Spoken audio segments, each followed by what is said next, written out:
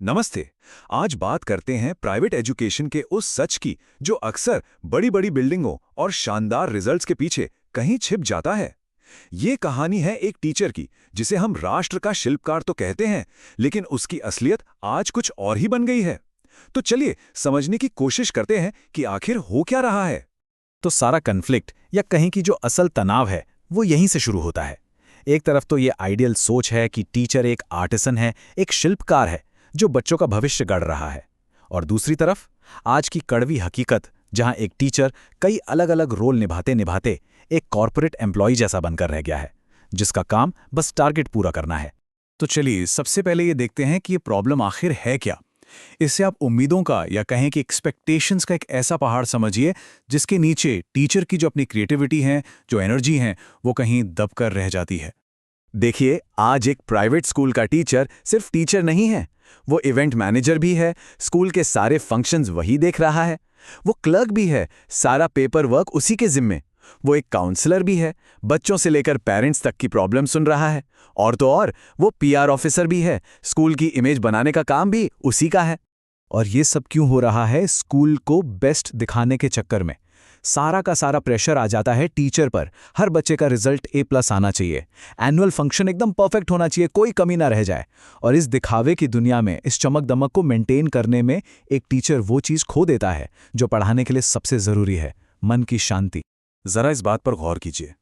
ये अब एक तरह का अनरिटन रूल बन गया है ना? सुबह सुबह गेट पे ड्यूटी, फिर असेंबली देखो, और स्कूल खत्म होने के बाद घंटों लंबी स्टाफ मीटिंग्स, जहां अक्सर काम की तारीफ कम और गलतियां निकालने पर ज्यादा जोर होता है।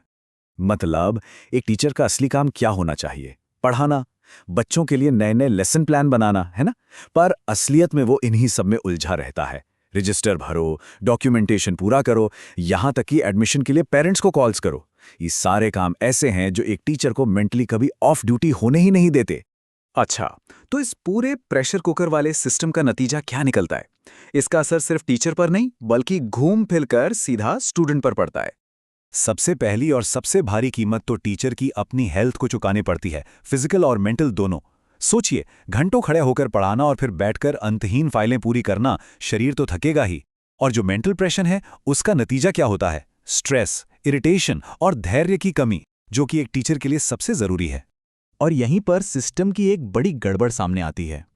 स्कूल मैनेजमेंट का फोकस किस पर है? क्वांटिटी पर। मतलब कितने पन्ने भरवाए, कितनी एक्टिविटीज कराईं। लेकिन इस गिनती के चक्कर में जो असली चीज है, क्वालिटी, वो कहीं पीछे रह जाती है। सवाल तो यह है कि क्या बच्चा सच में कुछ सीख पाया? क्या टीचर और स्टूडेंट के बीच कोई इमोशनल कनेक्शन बना? अब जाहिर सी बात है, जब टीचर ही थका हुआ और स्ट्रेस में होगा तो इसका असर तो सीधा बच्चों पर ही पड़ेगा। एक थका हुआ टीचर क्लास में कुछ नया, कुछ इनोवेटिव कैसे करेगा? वो बच्चों से इमोशनली कनेक्ट ही नहीं कर पाएगा। और फिर उसका पूरा फोकस सिखाने से हटकर बस किसी तरह कोर्स खत्म करने पर टिक जाता है। और ये सवाल हमें सच में सोचने पे मजबूर करता है कि जब सिखाने वाला ही इतना थक चुका है तो सीखने वाला वास्तव में क्या सीख पाएगा? इस पूरे सिस्टम का असली शिकार कौन है? तो ठीक है, हमने प्रॉब्लम तो समझ ली, लेकिन इसका सल्यूशन क्या है? आगे का रास्ता क्या हो सकता है? चलिए अब इस पर बात करते हैं। देखिए, यहाँ एक 4 स्टेप का सीधा साधा प्लान है। पहला स्टेप, काम को सही तरीके से बांटा जाए। एडमिन का काम एडमिन स्टाफ करे, टीचर नहीं। दूसरा, वर्क लाइफ बैलेंस को सख्ती से लागू किया जाए, मतलब स्कूल का काम घर पर नहीं। तीसरा, टीचर्स की मेंटल हेल्थ को प्रायोरिटी दी जाए, उन्हें सपोर्ट मिले। और चौथा, उन्हें उनके काम के लिए एक अच्छी, सम्मानजनक सैलरी मिले। और इन सबसे ऊपर स्कूल मैनेजमेंट के एटीट्यूड में बदलाव लाना बहुत जरूरी है। उन्हें एक बॉस की तरह नहीं, बल्कि एक गाइड की तरह काम करना होगा।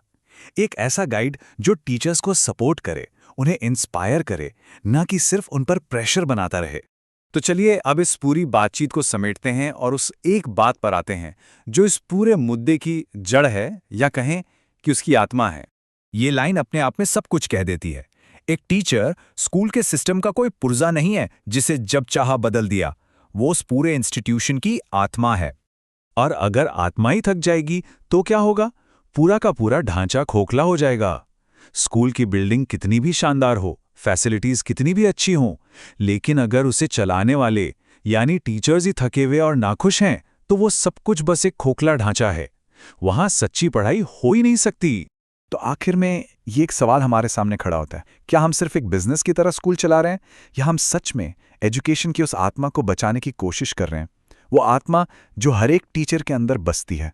ये बात हम सबको सोचने की ज़रूरत है।